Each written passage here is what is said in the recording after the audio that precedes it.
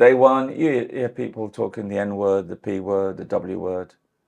It was a part that sort of that casual racism. Casually, words were said so constantly.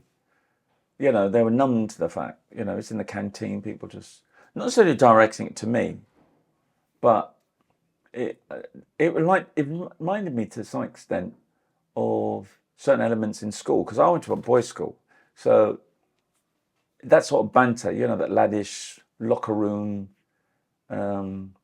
banter. So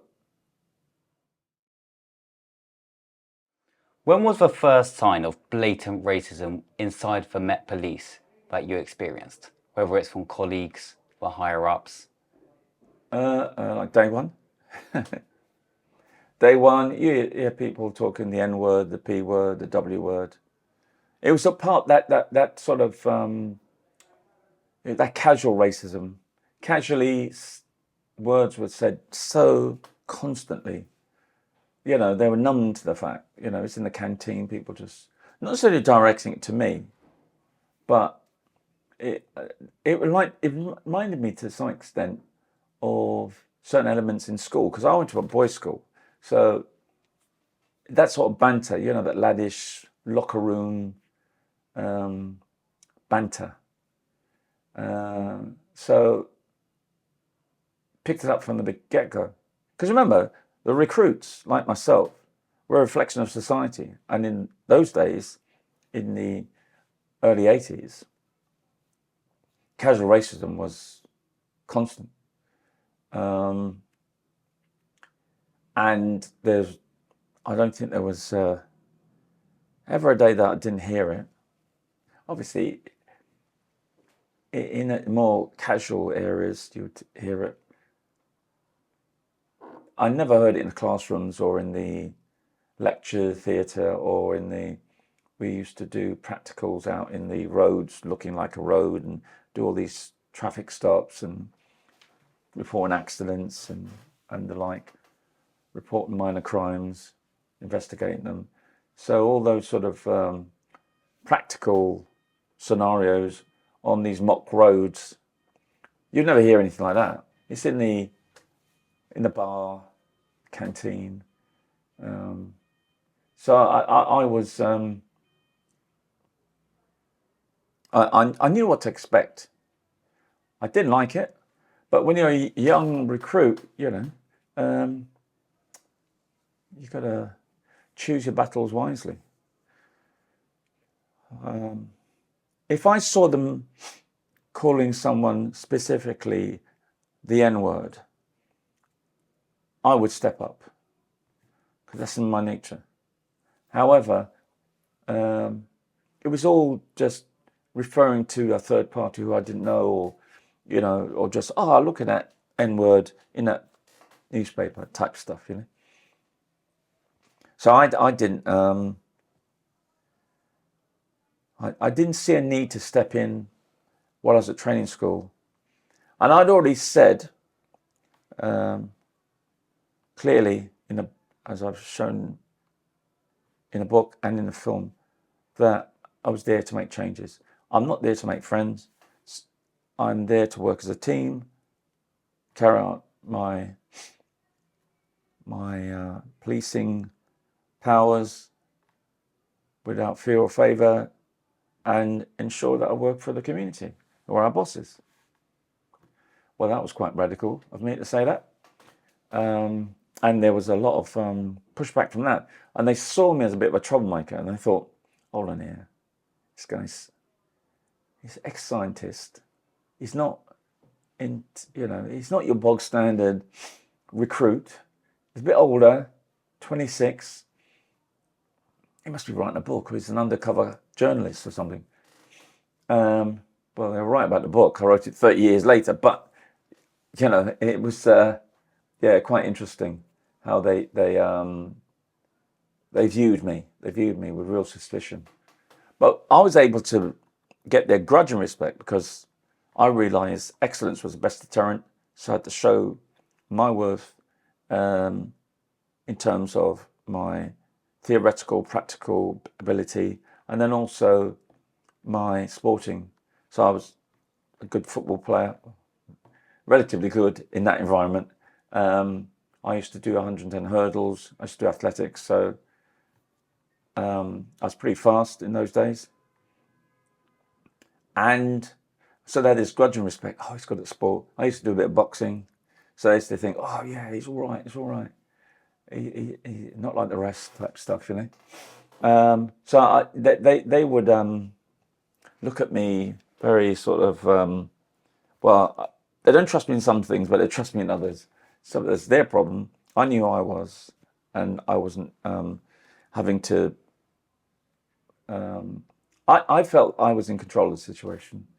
So because of that, they never used to.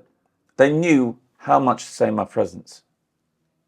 They were guarded. They saw me as a troublemaker. They thought, as I said, an undercover journo or some sort of person who's got to be watched. You know, as I said, he could be writing a book, that sort of thing. So yeah, I felt that I was not having to do much to make my presence felt. So, reading your book, you spearheaded the Black Police Association here in the UK. You also took a trip out to the US. What were some of the key lessons you learned back in the US, which you could export into the UK when it came to tackling this specific issue? Well, I mean, even from recruit school, there was a critical mass of us who joined more or less at the same time. We kept in touch. We really looked at the issues around police culture and how it's presenting itself internally and externally. There were various initiatives in the Met that gave us this collective aspirations to own our own story, to have a platform within the organization, to address the needs internally, but also to support the Black community. So there's an internal and external perspective to that. And while we were in the real sort of development process, we realized America, the themes of the issues around policing and social justice and the systemic failures was a direct read across from where we were. Because they say when America sneezes, we catch a cold because of the read across. So it was a no-brainer to get in touch with American colleagues because they've set up their own association. We didn't have a direct name. We were going through all these different names. So we reached out to the chief executive of the National Black Police Association, Ron Hampton. Great guy. I suppose he was one of my role models from when we set up the BPA. So we were looking at this from 92, 93. So Ron Hampton, he was great. He responded all the time. He even came over to give us sort of support and guidance, to help how we draw up our constitution. We took some of their constitutional structure. The content was ours, but the structure, we adopted some of it. We also learned from their experience, and it was quite remarkable how, like, Ron would say that even your own people who look like you will see you as a saboteur because they see you as this political entity. Because your response to dominance is to step up and speak out, whereas some people's response is to bury their heads in the sand and ignore what's going on. But he used to say something that's really informative. He said, you can bury your head in the sand so much before your butt gets kicked. So it means it doesn't matter if you've done nothing to create that response of your butt being kicked? It might be the fact that you're too good at your job, or who do you think you are? You're getting promoted. Just because you are black in the organisation, they can see you as a problem. And that made it clear to us that terrain we were going into, we're going to put our head above the parapet, we're going to be on someone's red dot, we're going to be on someone's target. But yeah, that from our founder member meetings, we had that unity, we had that sense of collective purpose, that common purpose that really gave us a sense, well, we got to do this.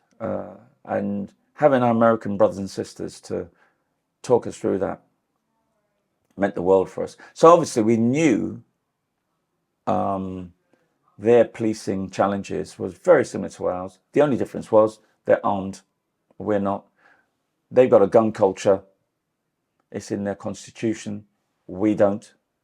We don't have the shootings like they do, but they still have the disproportionality when it comes to police powers. You know, in this country, it's always been between 8 and 12 times more likely to be stopped and searched if you're black than you're white. That's under Section 1 of the Police and Criminal Evidence Act. If it's under the Criminal Justice Act of roadblocks, it's almost 20 times more likely to be stopped if you're black than you're white. You've got more chance of being kept in custody, 3 to 4 times more likely to be kept in custody if you're charged in a police station than your white counterparts. More than likely to be charged and kept in custody by the courts. So if you go in and say plead not guilty, so going to be for trial, more than likely being kept in remand. But all that data was almost superimposed, always very similar themes as our American counterparts in New York, in Washington, in Chicago, LA. So that just reinforced our data, our evidence of why we're there and what we're there to change. And they gave us a lot of information about anticipate pushback and how it shapes itself. So we knew that we were going to have not an easy ride, but we had to be collectively clear on why we're doing it for the greater good within the organisation of not just our members, but for our allyship as well, but also for the black community and those allies in the public sphere. And we launched in '94, and our American counterparts came over. So if we didn't have, I don't think we would have done so much if we hadn't had them alongside us. So the changes the impact which the Black Police Association had on the Metropolitan Police, how would you assess the Metropolitan Police now in 2025? We've had austerity since 2008. The Metropolitan Police has been in the headlines for a host of reasons during that time period. How do you assess the police now? Well, let me just start by saying the Macpherson inquiry in '98, and myself and 2 other officers giving evidence to say the Met Police was institutional racist. A lot of that data here in the UK was replicated in the US. So we had clear understanding. We knew institutional racism was an issue in the US, so we could easily show that correlation, which helped Lord Macpherson and his panel to agree that the Met Police was institutionally racist. So, and they actually showed us in the report as being that enlightened them as to what was going on with the culture as well. We get clear evidence of, you know, when you're on the radio, monkey noises and everything like that. So they really appreciated that because they gave them the lens into the organisation, what is actually happening in the culture and how we're trying to change it. So the recommendations reflected that. And there was obviously the evidence of police powers, disproportionality, but they're also the internal dynamics. Again, 2 to 3 times more likely to be subject to misconduct hearings if you're black than your white counterparts. I myself was a victim of that over a real witch hunt and a claim that I was going to I made a fraudulent claim of £80 against my own organisation, even though our funding was from the Home Office at the time. I was the National Black Police Association chair in 99. So it didn't really present itself until 2001, 2002. But the key thing was we were owning those recommendations. We weren't just leaving it, say, okay, police, you get on with it. Because of our presence and being the first chair, I worked closely with Jack Straw, Paul Boateng, the Deputy Home Secretary at the time, to ensure that those recommendations were being monitored, because what gets measured gets done. And the external oversight group that did that was the Stephen Lawrence Steering Group, chaired by Jack Straw, the Home Secretary, with Paul Boateng as Deputy, and Neville and Doreen Lawrence, and Chief Constables, ministers, other ministry leads, people like myself from policing, support networks, and responsible bodies within the Met and other forces, Association of Chief Police Officers it was then, called the National Police Chief Council now, the Superintendents Association, the Federation, there was us in the BPA. So we knew we had to own it, and that created fear to some people. I think, gotta watch these guys. They know they're no nonsense. They know where the bodies are buried. So let's not play up. So we saw the culture change. We saw things improving. We saw the internal dynamics. Officers, they were starting to celebrate diversity in a totally different way. They started to see, well, it is to some extent what someone was saying, being a more reflective organisation.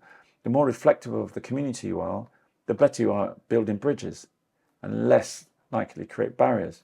You actually have an operational effectiveness when you can relate to your community better. You get more information, more intelligence to be more proactive. You can investigate homicides much better. When you have officers or police staff members, because the BPA is both police officers and police staff, so you can actually be, again, you're actually working smarter.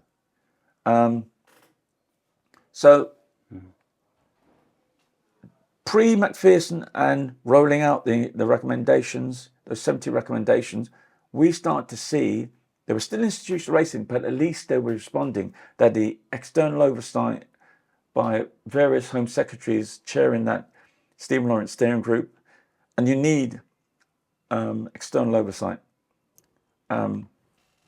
to hold Chief Constables to account, including the Commissioner. That external oversight is critical to holding the pressure on the Chief Constables, including the Commissioner. And so we start to see the culture change. We start to see a more reflective organisation, similar to what I suppose Scarman was trying to do with his report, which I responded to.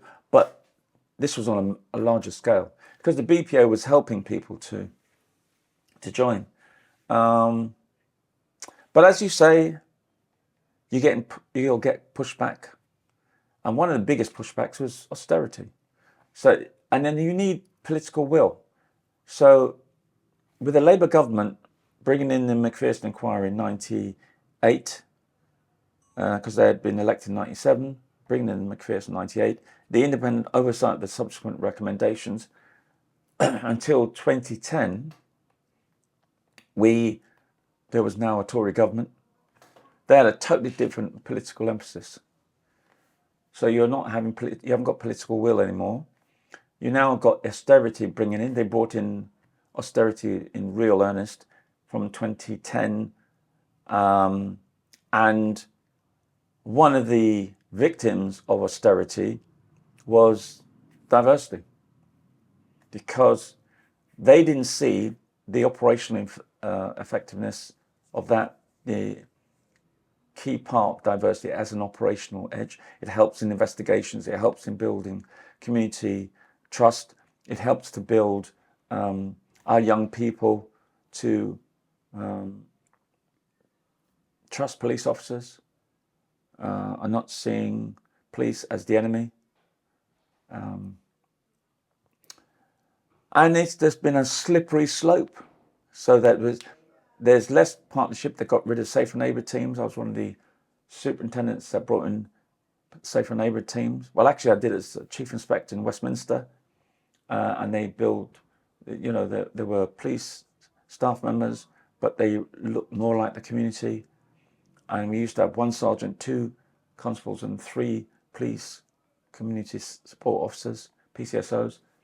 And we were able to really show that continuity. But through austerity, those safer neighbour teams were eroded, because they used to be ring-fenced for their wards, constantly working with the community, especially with young people and safer schools officers.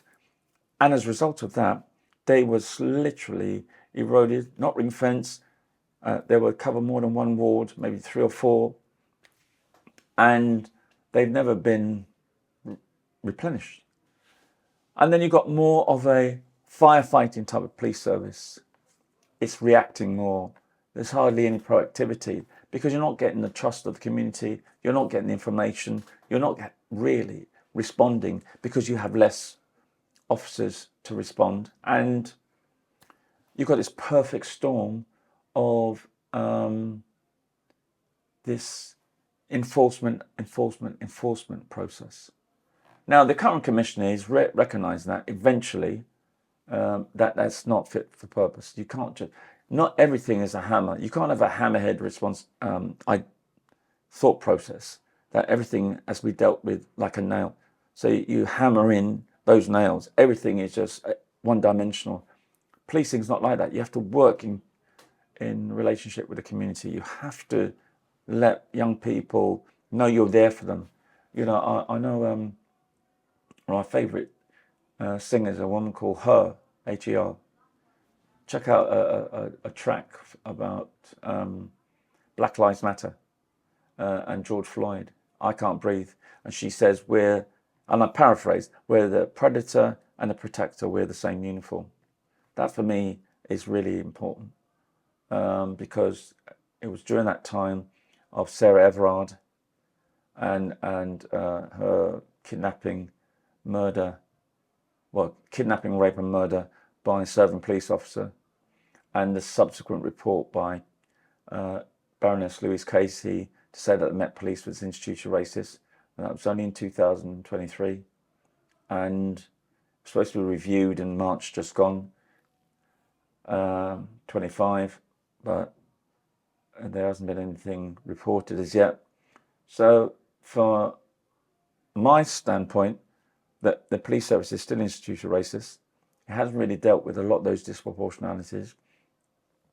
The culture, I think, has been more toxic, going by not just the racism, but the misogyny and the sexism in there, and the homophobia.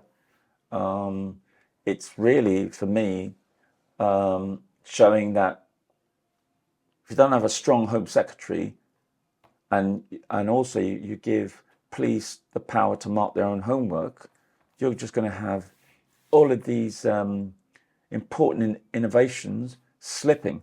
But there's some things that are still there, because through the McPherson inquiry, we brought in the Race Relations Amendment Act, hate crime got on the statutes, family liaison officers working with victims of major crime, murder, kidnapping, etc. We critical incidents training of senior investigators. So all of these things have been diluted. And I'll say, end with this, I was involved in the Damilola Taylor investigation, and through being on the Gold Group, I brought in cadre black officers, to help with house to house, and they showed their operational effectiveness, that they kept on working with the homicide team and helped with identifying the witnesses and the suspects. There was a couple of mistrials, but ultimately the 2 suspects were convicted, mainly through additional DNA evidence. But that team, which we call the Cultural Resource Unit, the CRU, showed their effectiveness. Now that's still in the Met. I operationalise that through specialist operations and with the help of DAC Bill Griffiths, and we brought it into the specialist ops, and it's now in HR. It might not be explicit, but it shows that efficiency and effectiveness of officers. So, I mean, all of these things says to me that there's a lot to do. Police service, they need to understand, they need to acknowledge that they're institutional racist, because it's only when you acknowledge something, you do something about it. It's as simple as that. I don't think there's been enough pressure put on by the Labour government that's taken over.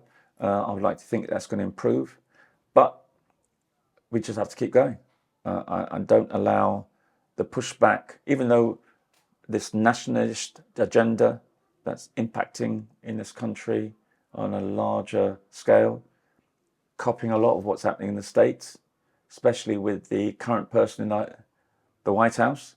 So, and then we've seen it in Europe. Look, they had a demonstration only last Saturday showing large numbers of right-wing, some of them are fascists, some of them are white supremacists, some of them are people who generally have some concerns about immigration, but that whole nationalist agenda is one of the biggest threats when it comes to terrorism. It's overtaken the ISIS factor or anything like that. And we need to be cognizant of it. And police, unfortunately, can exhibit some of those tendencies, because unfortunately the control and power that people get attracted to policing for that control of power, unfortunately, does attract people with those right-wing leanings.